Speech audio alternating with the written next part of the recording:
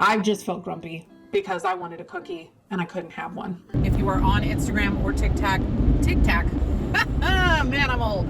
Eating out is not the end of the world. It's another thing you've been lied to about. You can eat out. Just make good choices. Blah, blah, blah. Fluffy pancakes, they're the best. They make me happy. Yay. Hi, welcome to my channel. My name is Mindy, and I have lost 120 pounds on Wegovy, Mounjaro, semaglutide compound, and I am now back on Wegovy again. And this week, I wanted to talk to you guys about why I do not follow a low-carb diet on a GLP1 medication. So if that sounds interesting to you, give this video a like, subscribe if you haven't already. Let me know what kind of a diet you follow down in the comments, and let's get into it.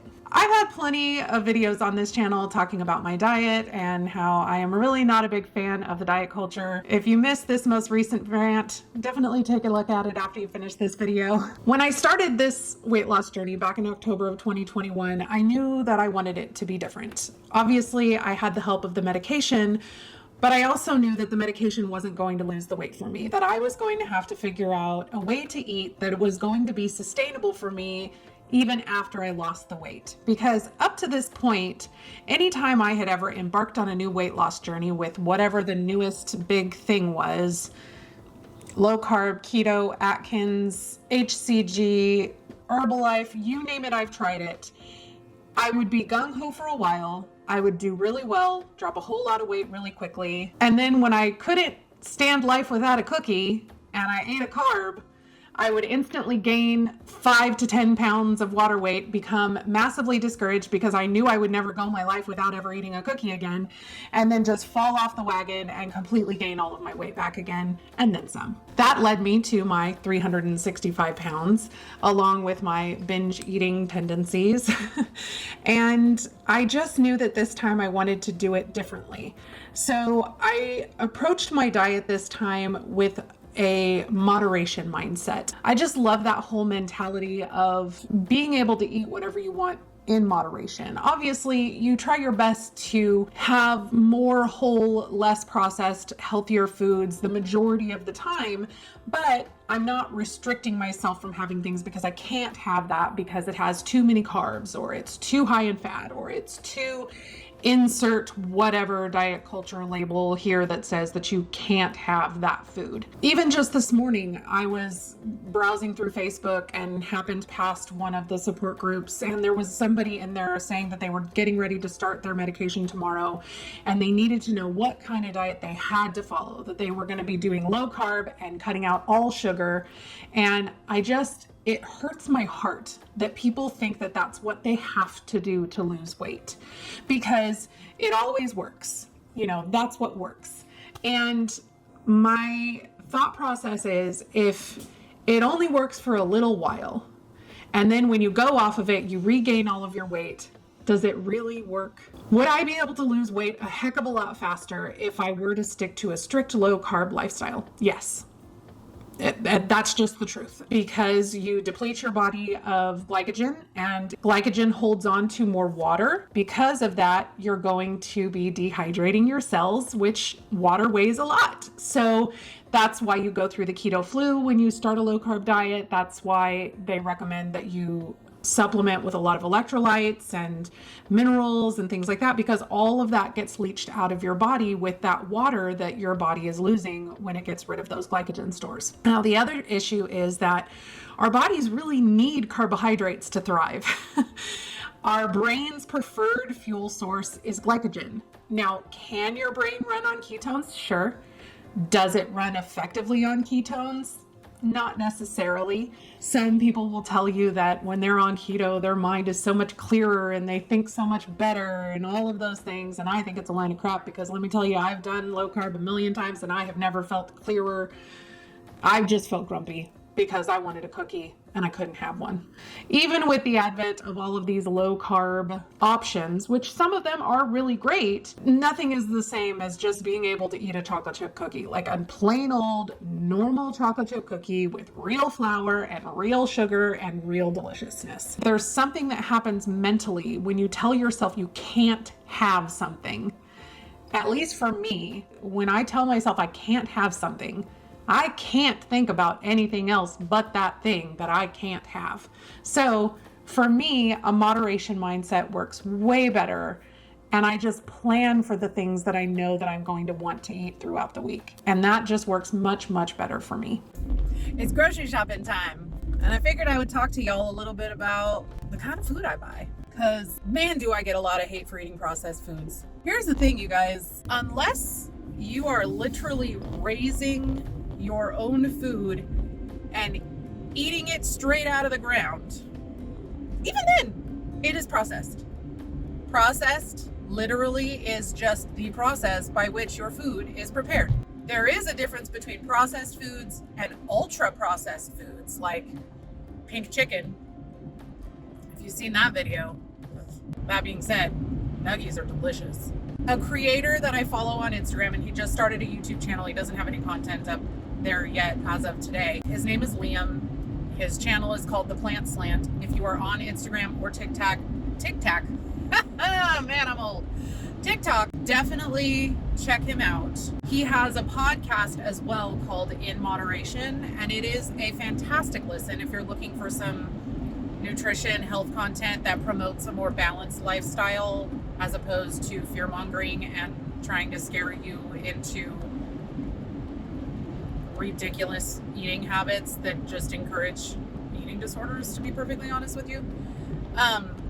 But he talks a lot about the 80-20 rule, eating 80% mostly whole, minimally processed foods, and then 20% of whatever the heck you want, ultra processed foods, sugary foods, whatever. When you're grocery shopping, and I'm sure this is not the first time that you've heard this, but spend 80% of your money around the perimeter of the store. So produce, meat and protein, dairy, eggs, yogurt, things like that. The things that you find on the outside of the store. And then the other 20% of your groceries can come from the inside of the store. Breads, tortillas, all of those things that are delicious and should definitely have a place in your diet. I follow a more kind of a balanced eating approach. I don't necessarily count macros, but I do in that I try to make sure that at least 30% of my calories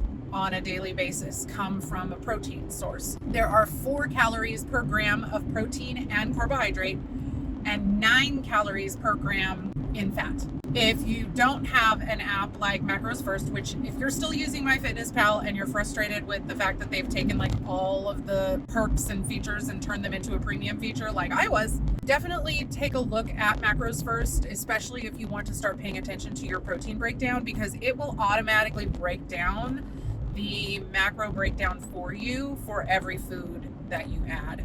So basically I will add a meal or add a recipe or whatever. When I add it to my calorie diary for the day, it will tell me specifically that it's 30% protein, 40% protein, 20% protein. And I kind of know like where I'm at really easily. But if you don't use something like that, all you need to do is multiply the number of grams of protein by 4 and divide that by the total number of calories in the dish.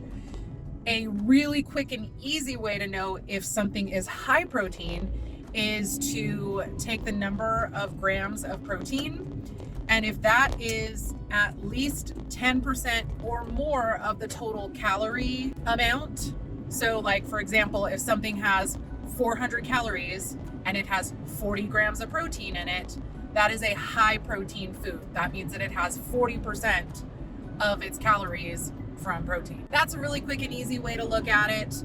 Again, I only aim for 30%, but if you just want something really quick and easy, that's a really fast way to see if the food that you're looking at is high protein or not.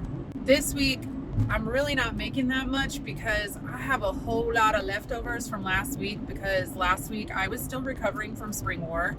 If you missed last week's video, go ahead and take a look. I have a little Spring War compilation at the end where I showed you guys my dress that I made and just kind of a little taste of what Spring War was like.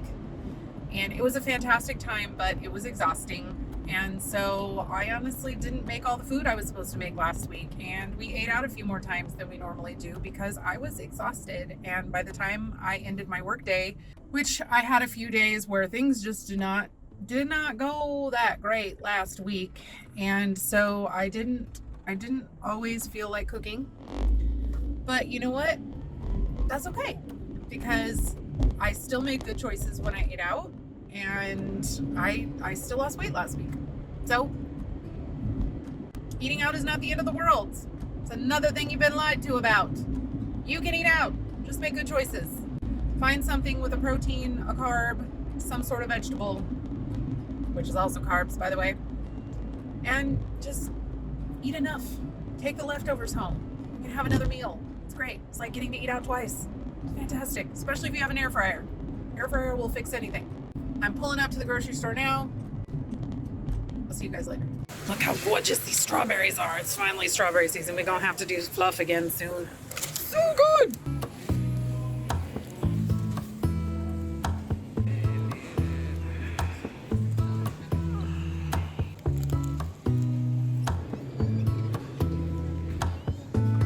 Someone call the grocery store walkers. I'm buying poison. Just kidding, I found cheaper poison. Yeah. Definitely worth the 20% in honor of Liam. Can't forget the mix-ins for creamies this week. They are 3 for 3. Yeah. Get what you need, add what you want. Yum. Best yogurt, fight me. If you live in Texas and you struggle with allergies, this stuff will save your life.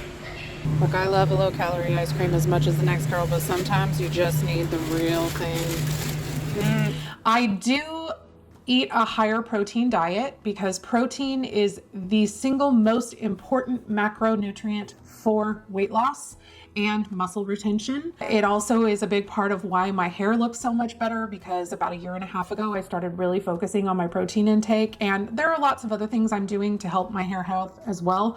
But that was when I saw the biggest difference, was when I really started increasing my protein intake. It also made the biggest difference in my body composition and starting to see more inch loss instead of pound loss. In fact, most recently, I've even been getting comments from my coworkers saying that they can tell that I'm losing weight, and those are people that I see every single day. So it's a little weird to also be feeling that myself in my body, where even though I'm not seeing a lot of movement on the scale, like I'm definitely feeling a difference in the way my clothes fit and the way my body looks. One thing that I didn't used to be that big of a fan of was breakfast, because I don't love the idea of getting up and cooking something first thing in the morning. But ever since I started GLPs, breakfast has been an essential part of my journey, because I can't eat large volumes of food at a time. So it's really important that I'm eating kind of on a clock. So when I start getting calories first thing in the morning, I feel a lot better, especially because I'm usually working out in the morning or taking a long walk. And my body needs those calories to feel good throughout the day. Getting a big boost of protein really helps keep me full until lunchtime. I recently learned from one of Liam's videos that protein actually also helps delay gastric emptying as well. So protein and fiber both do. So that's another reason why when you eat a really high protein meal, like you feel full for longer, because it actually slows down that gastric emptying process, which, as we know, GLP1s, that's their major mechanism of action, is the slowing of digestion. And so it helps keep food in your stomach longer, therefore making you feel full for a longer period of time. These are my favorite protein These are my favorite protein pancakes. I have tried so many protein pancake recipes, and they are usually dense and dry and flavorless, or they taste too much like protein powder, or I just haven't found any that are good. I first tried this recipe a few months ago and absolutely fell in love with it. I haven't had it again since, because I tend to try new recipes because I want to show new things to you guys. But this week I was feeling like I wanted some pancakes. So I made 1.5 times the recipe, and I will link the recipe down in the description below for you. And I spread it out over 12 pancakes because I needed to make 6 breakfasts this week because I work on Saturday. I will be enjoying that with some Oikos 000 vanilla yogurt. And I'm also going to make a homemade strawberry blackberry syrup to put with my pancakes as well, so that I'm not doing like a really high calorie maple syrup, because I do eat sugar-free syrups from time to time, but I tend to stay away from them because, number one, they don't taste the best to me, and number two, they really are like just completely devoid of any nutritional value whatsoever. So if I can replace that with something like fruit, then that'll make me feel a little bit better about my breakfast in the morning. Let's go back to Sunday, when I prepared my strawberry syrup and my protein pancakes. First, we're going to start with a pound of the most genetically modified strawberries you can possibly find. The more GMO, the better, because then they will be gigantic and you won't have to prep as many of them. These strawberries were huge, and they were definitely the sweetest strawberries I've had in a very long time, which was a bonus.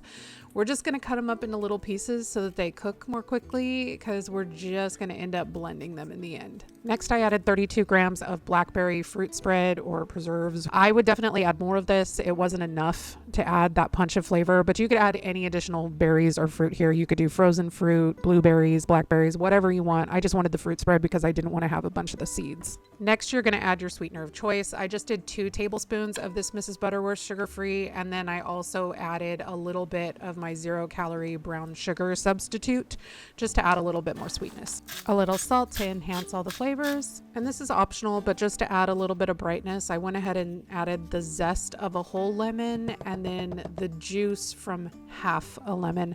I didn't measure the amount of juice, but this was a really juicy lemon, so I only used half of it. Then I went ahead and just put it on the stove. I let it boil until it looked soupy, and then I took it off the stove and I used my immersion blender on it to blend it until it looked really, really smooth. I know this is riveting footage of the top of my immersion blender.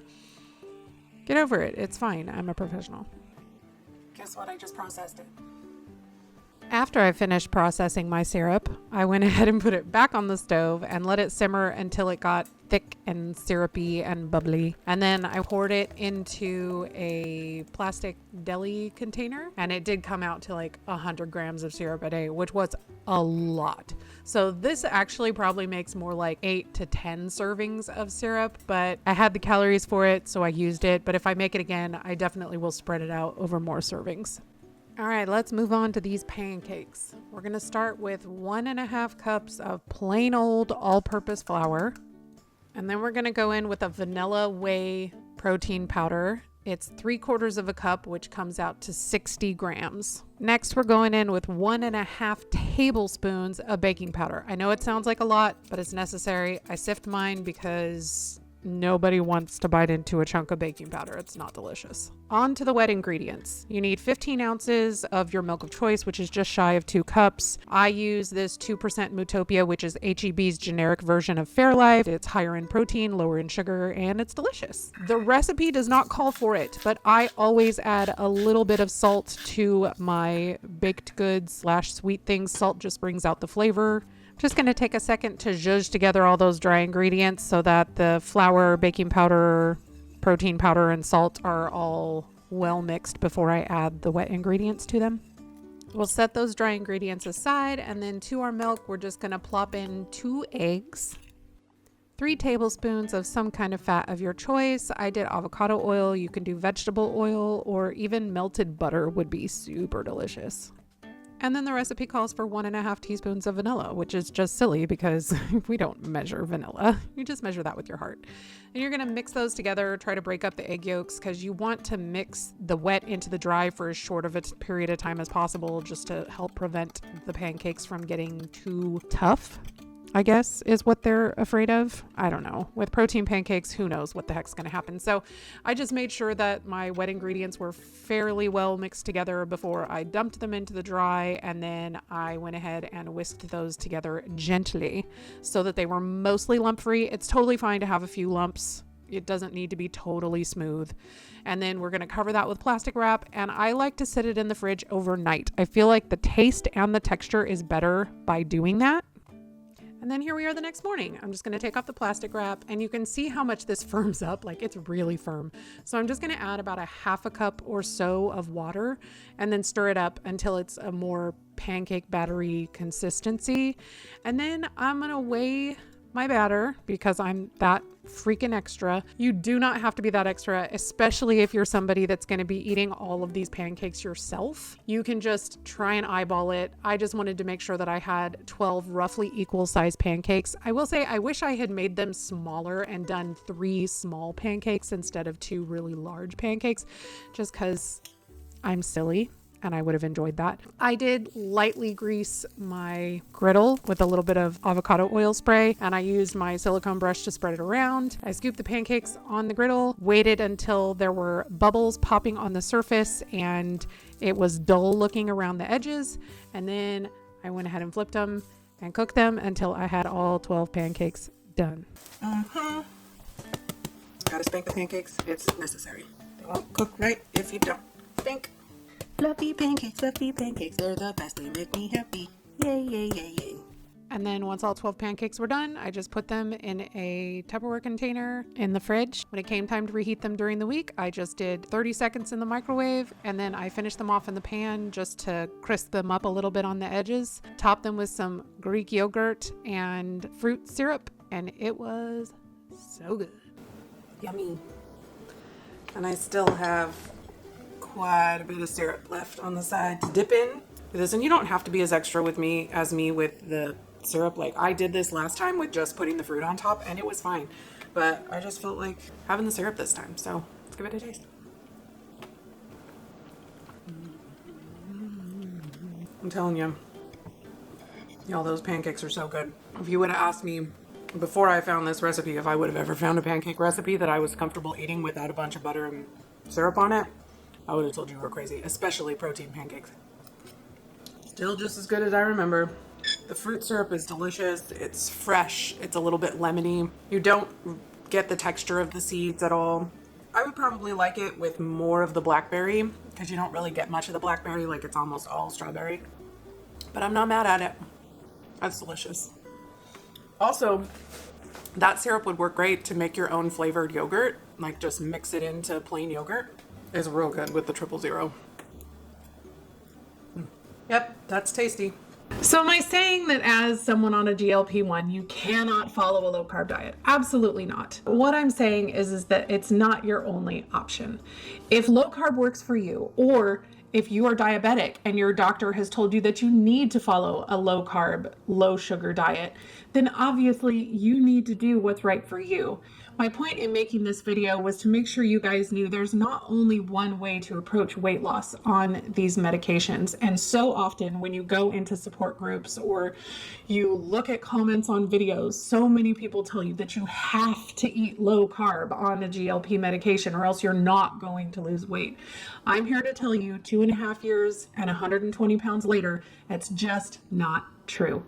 Whatever diet you decide to do, the most important thing to remember is that the only diet that works is the one that you can stick to for the rest of your life. It's not a good idea to be of the mindset that I'm only going to follow this for as long as it takes me to lose the weight, because when you have a significant amount of weight to lose, you're probably not going to be able to stick with a diet that restrictive for that long of a period of time.